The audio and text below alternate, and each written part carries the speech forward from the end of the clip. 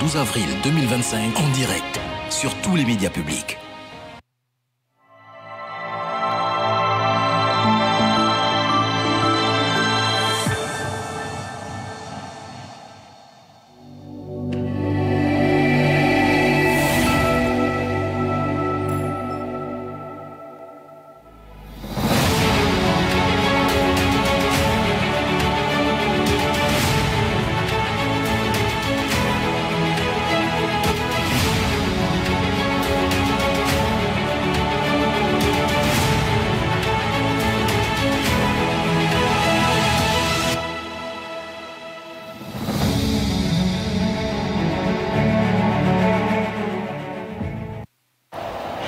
Mardi 8 avril 2025, un candidat, un projet, acte 8, et ils sont justement 8 candidats à briguer la magistrature suprême. Ils sont donc invités à tour de rôle sur ce plateau pour vous présenter leurs ambitions pour le Gabon durant les 7 prochaines années, et ce, grâce à la HAC, la haute autorité de la communication, via bien sûr la commission d'accès équitable des candidats, partis politiques ou groupements politiques aux médias publics. Merci pour votre fidélité renouvelée à notre chaîne et aux chaînes partenaires. Madame, Messieurs, bonsoir chez vous.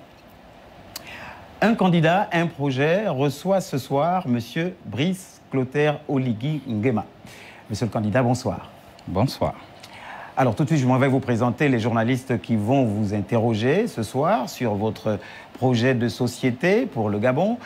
Patricia Lydie Mouelé de Gabon Première, elle vous interrogera donc sur le plan économique. Bonsoir, monsieur le candidat. Bonsoir. Stéphane Nguema de l'AGP, l'Agence gabonaise de presse, qui lui vous interrogera sur le volet politique.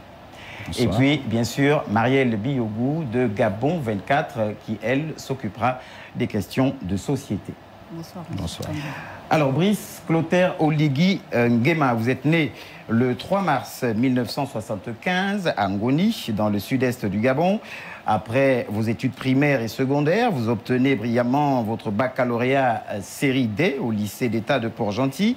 Et vous entrez donc à l'Université des sciences et techniques de Massoukou, puis vous intégrez l'Académie royale de Meknes au Royaume du Maroc. C'est en 1997 pour y suivre une formation militaire et universitaire. Vous en sortez donc titulaire d'une licence en sciences juridiques et d'un diplôme militaire de chef de section infanterie. Très rapidement, votre bravoure et votre courage, votre rigueur au travail vont vous distinguer des autres. Vous serez choisi pour assurer la haute charge de sécurité de son Excellence Feu Omar Bongo Ondimba. Dans cette nouvelle mission, vous allez monter en responsabilité jusqu'à devenir aide de camp du président de la République, où vous allez passer 8 années, en tout cas à ses côtés.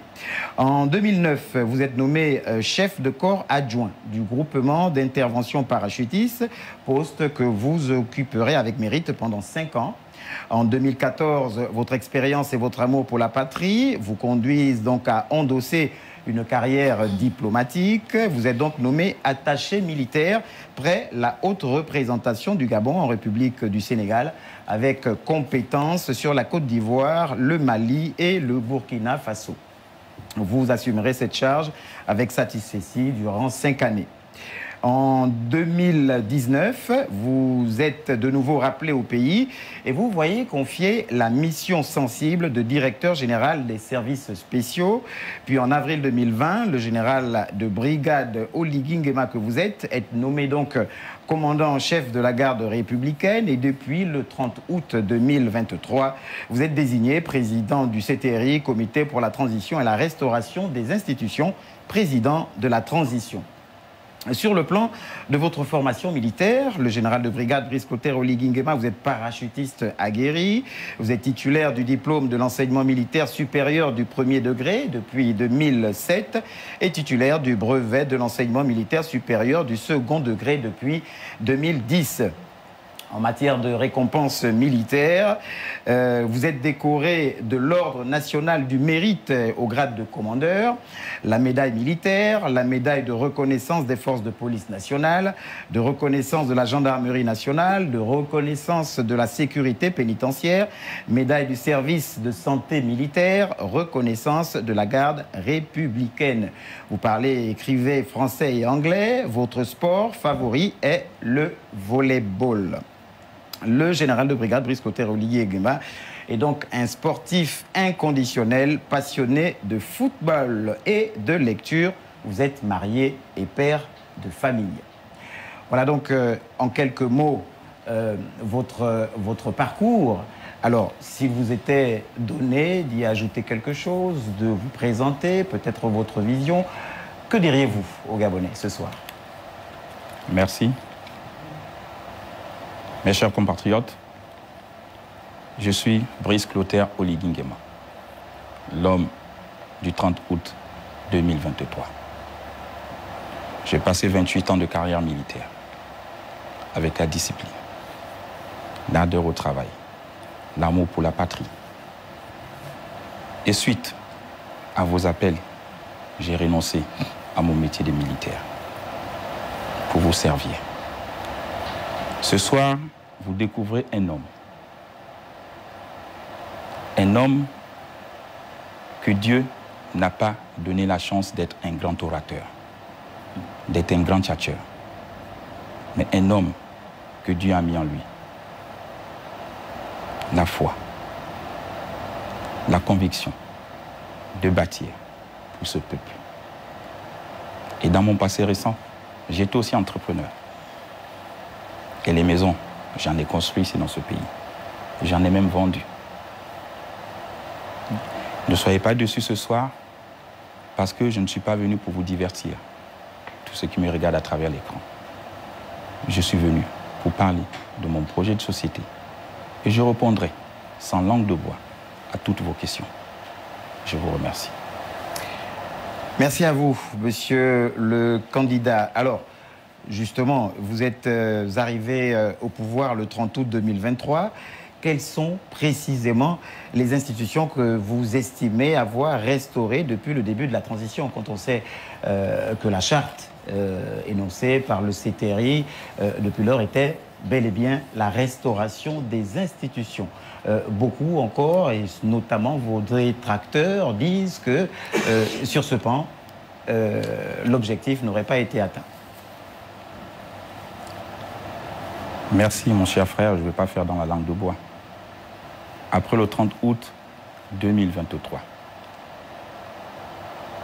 nous avons mis en place une charte pour la transition. Et après la charte, nous avons mis un chronogramme de la transition. Ce chronogramme qui jusqu'à aujourd'hui est respecté. Nous avons fait un dialogue national inclusif. La transition, nous l'avons annoncée pour 2 ans. Et le dialogue nous a donné une année supplémentaire que nous avons refusée parce qu'on tenait à nos engagements. Après le dialogue national, nous sommes allés au référendum. Et il faut le dire, depuis plus de 30 ans, dans ce pays, on n'en a jamais fait un référendum. Ça, c'est l'œuvre du CTRI. Il ne faut pas l'oublier. Au référendum, nous sommes allés voter la nouvelle constitution, où le oui l'a remporté, avec 91,64%. Nous avons adopté la constitution à la place de la libération. Et après, nous avons fait le code électoral. Une fois quand on a fini de faire le code électoral, qu'est-ce qu'il nous reste à faire? C'est d'aller aux élections présidentielles. Et je pense que la Constitution, c'est la mère fondamentale de toutes les institutions. Une fois qu'on a rétabli la Constitution, les autres institutions pourront suivre. Nous avons les élections le 12 avril 2025. Premier tour, deuxième tour, je ne sais pas. Le vainqueur de cette élection, une fois validé par la Cour constitutionnelle, il prêtera serment sur la nouvelle Constitution. C'est notre entrée dans la Ve République. Alors, et après, revient à lui la lourde charge de restaurer les autres institutions qui vont suivre. Le Sénat, l'Assemblée, la loi sur les partis politiques. C'est à celui qui sera élu de continuer le travail. Donc la transition s'arrête une fois que le nouveau président a prêté serment. C'est le retour à l'ordre constitutionnel. Et si vous me posez la question, si c'est moi qui suis élu, oui, j'ai déjà un chronogramme. Je sais à quel moment je vais lancer le découpage administratif. Je sais à quel moment je vais refaire la loi sur les partis. C'est 18 000 adhérents que vous avez retenu au référendum. Et donc, j'anticipe sur les moments. Pour les Gabonais qui vont m'élire demain, à l'entrée de 2026, j'ai un chronogramme. Nous aurons une nouvelle assemblée élue. Justement, vous parlez d'anticipation. D'aucuns, par rapport au chronogramme donné par le CTRI au départ, voyaient cette élection présidentielle vers août, par là, et n'ont pas compris que cette élection se passe en avril. C'est ce que je dis. Chez nous, dans l'armée, on dit commander, se prévoir. Et en politique, vous dites gouverner, c'est prévoir. On dit la même chose. Août 2025 était la date butoir à ne pas dépasser. Mais une fois que les institutions, la loi fondamentale qui est la Constitution, a été revue, a été adoptée, et que par la suite, nous avons fait un nouveau code électoral, qu'est-ce qu'il nous reste à faire? C'est d'aller aux élections présidentielles. Pourquoi attendre 4 mois, 2 mois? Quelle est la différence? Puisqu'on a encore d'autres institutions à restaurer après le retour à l'ordre constitutionnel. Et ce n'est pas moi qui l'ai fixé.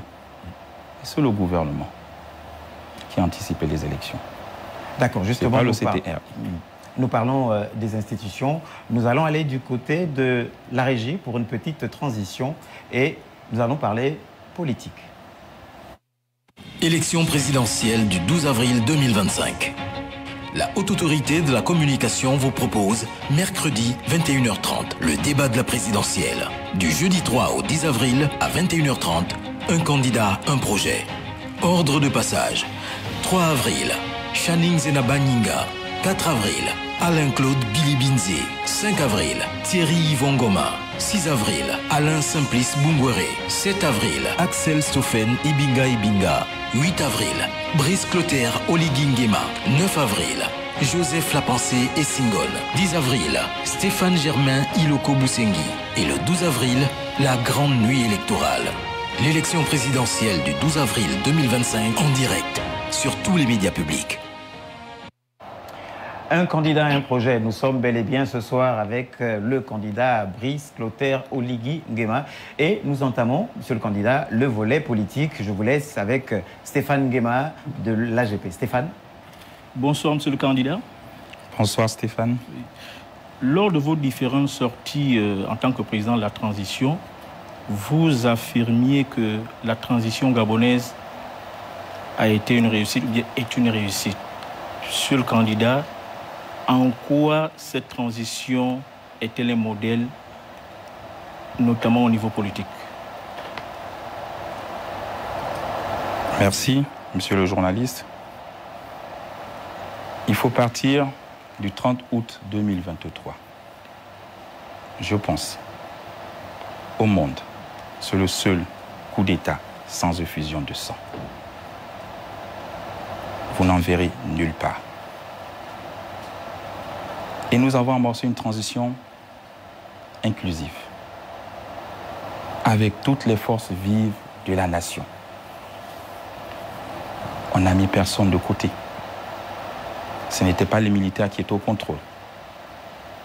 Mais tout le monde a participé. Les associations et même la diaspora a participé. Et en plus, nous avons respecté nos engagements. Le chronogramme, les délais, tout était précis. Et c'est ce qui fait que cette transition est un modèle. Nous n'avons pas reculé. Nous n'avons pas cherché à faire un glissement ou gagner du temps. Et encore plus à féliciter. Au lieu d'attendre la date du 30 août pour les élections, nous avons anticipé les élections. Le gouvernement, le Sénat, l'Assemblée se sont mis d'accord pour anticiper ces élections. C'est ça le modèle. Voilà pourquoi cette transition est une réussite. Appréciée de tous. Et je le dis, cette transition sera enseignée dans la plupart des grandes universités, que ce soit en Europe, à l'Occident, en Amérique, et même chez nous dans nos universités.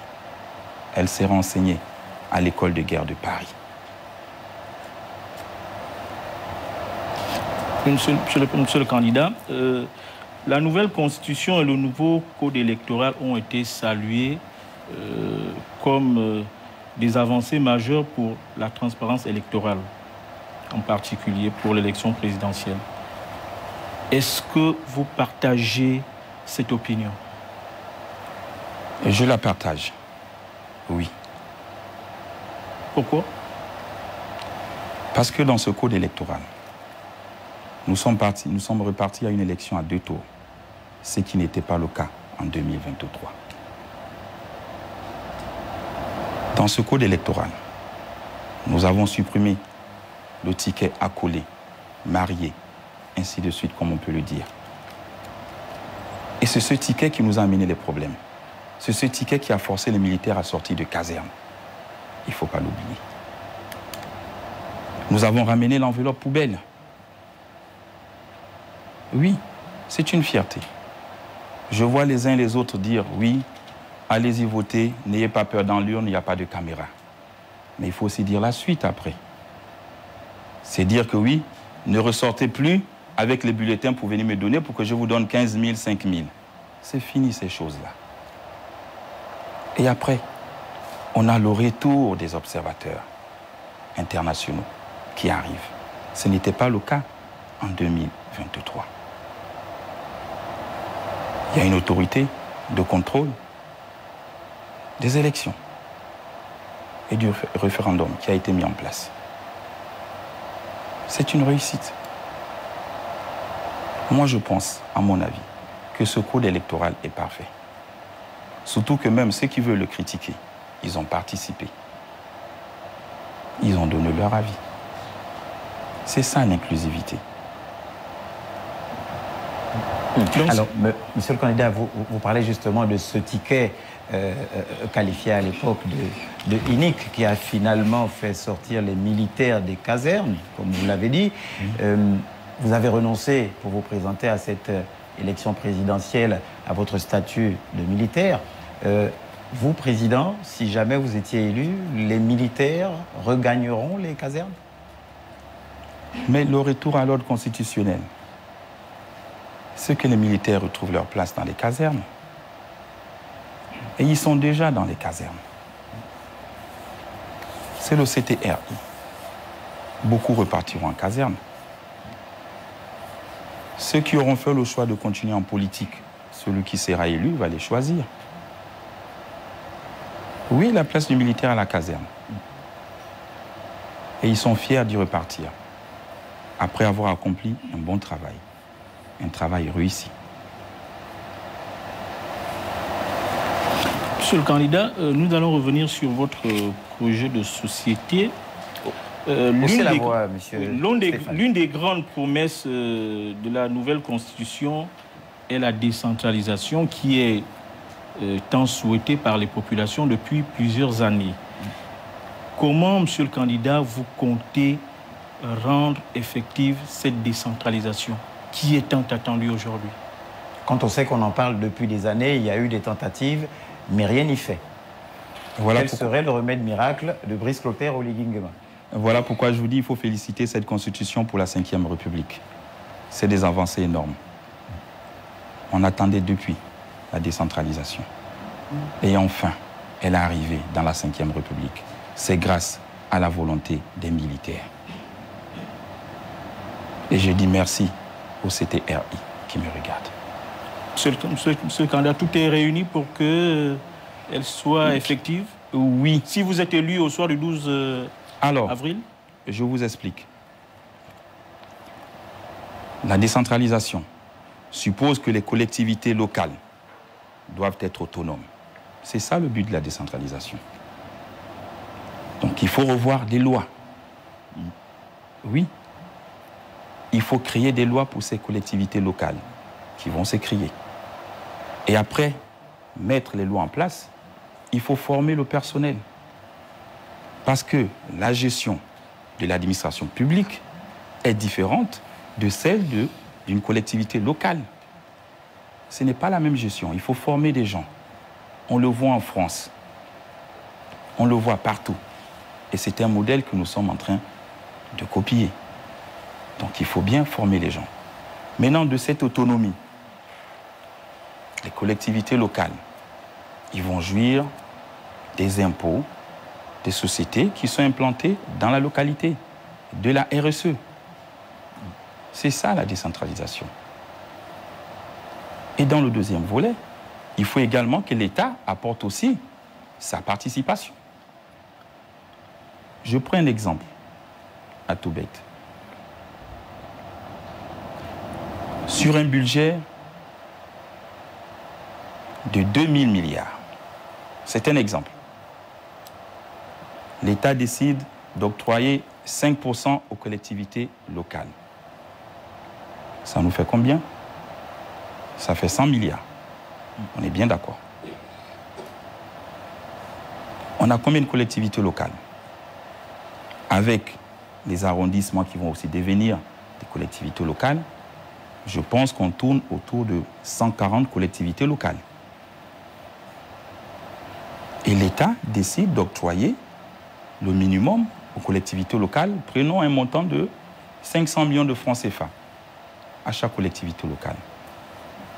Mathématiquement, ça nous fait 70 milliards. Il en reste 30. Maintenant, les 30, l'État va regarder la collectivité locale la plus peuplée, la moins peuplée, pour ajouter un peu. Donc le minimum de base, c'est les 500 millions. Ceux qui sont plus peuplés, l'État va peut-être ajouter 1 milliard, ainsi de suite. Et là, l'État pourra faire des arbitrages avec les 300 milliards. C'est ça la décentralisation. Est-ce que là aussi, vous l'avez dit tout à l'heure, vous avez dit qu'il y a un chronogramme qui est établi. Est-ce qu'au niveau de la mise en œuvre de la décentralisation, si vous êtes élu, le chronogramme sera appelé? Est-ce qu'il y a déjà un chronogramme sur le candidat? Et je vous ai dit, commander, c'est prévoir. Et j'ai prévu mon chronogramme. Allez me voter et vous verrez. Je vous ai dit que 2026, nous aurons une nouvelle assemblée élue avec des nouveaux députés. Et après, on passe au Sénat. Et la décentralisation, elle sera effective. Alors, c'est bien l'effectivité finalement de la décentralisation avec ces énormes moyens qui seront remis finalement aux collectivités locales. On se souvient, il y a plusieurs années, sous feu Omar Bongo, par exemple, les fêtes tournantes où on remettait certaines sommes, mais derrière, l'éléphant accouchait d'une souris. Est-ce que, après avoir octroyé ces sommes importantes aux collectivités locales, il y aura des mesures justement d'évaluation, de contrôle? On l'a vu sous le CTRI, certains investissements qui ont été faits pour certaines provinces, et on a vu le CTRI derrière, dans l'acte de contrôle, constater malheureusement que les choses n'avaient pas été faites et n'avaient pas forcément évolué dans le bon sens. Est-ce qu'il y aura aussi des mécanismes de contrôle pour pouvoir faire en sorte que ça se passe bien, cette décentralisation finalement? Vous le dites, Omar Bongo Ndimba, C'est exact. L'argent de fête tournante avait pris une autre décision, une autre direction. Effectivement, sous notre ère, le CTRI, ça a été la même chose. Pour moi, c'était un ballon d'essai. Quand nous avons octroyé 7 milliards à chaque province, parce que j'anticipais déjà voir comment allait se poursuivre la décentralisation. C'était un ballon d'essai. Et nous avons appris. Et nous avons pris et compris nos erreurs. Là, il faut corriger. Effectivement, il faut mettre des systèmes de contrôle. Il faut les mettre. Voilà pourquoi je dis, il faut des personnes formées. Des personnes formées pour la gestion des collectivités locales. Ça n'a pas été le cas pendant la transition. Nous avons donné les 7 milliards comme un ballon d'essai. Et vous allez sévir? Je suis en train de venir. Vous avez vu à la télé que les enquêtes ont commencé. Et nous allons sévir fermement. J'ai dit nous allons sévir fermement. Tous ceux qui ont pris cet argent, c'est de l'argent public. Et ils doivent rendre des comptes. Même si c'est les gens de votre camp? Si c'est les gens du CTRI? Oui. Oui. Un militaire? Oui. Il doit rendre des comptes. Mais malheureusement, les militaires n'ont pas géré cette enveloppe. Si vous en connaissez, dites-moi. Dites-moi, ils seront sévis. Et sur ça, nous ne blaguons pas. Nous sommes des hommes d'honneur. Justement, monsieur le candidat, nous sommes toujours dans votre projet de société, toujours dans le sens de la gestion, de la gouvernance. Vous avez promis une gouvernance transparente et efficace dans votre projet de société. Et aujourd'hui, on se demande quelles réformes concrètes allez-vous mettre en place pour lutter contre justement la corruption qui est une gangrène et qui est décriée aujourd'hui par les populations. Et quelle garantie donnez-vous quant à la gestion rigoureuse des finances publiques dont la gestion est toujours décriée, monsieur le candidat? Alors, il faut dire que le Gabon n'est pas le seul pays qui fait face à la corruption. Mais je pense quand même qu'elle a nettement baissé depuis l'ère du CTRI. Pour lutter contre la corruption, il faut avoir des lois fortes et il faut être dur. Nous devons revoir premièrement notre code pénal. Et oui, c'est le code pénal. Les lois doivent être dures pour tout le monde. Et c'est ça la Ve République. Et dans cette transition, nous avons mis en place une task force qui aujourd'hui a quand même pu récupérer certains fonds. Il faut le dire. Et pour aller plus loin, je pense qu'il faut tendre vers la digitalisation. La digitalisation de l'administration, la numérisation. Et ça aussi, c'est une fonction qui peut nous faire entrer aussi beaucoup des capitaux. Rien que pour Libreville, si on arrive à digitaliser, c'est au minimum 25 à 30 milliards l'année.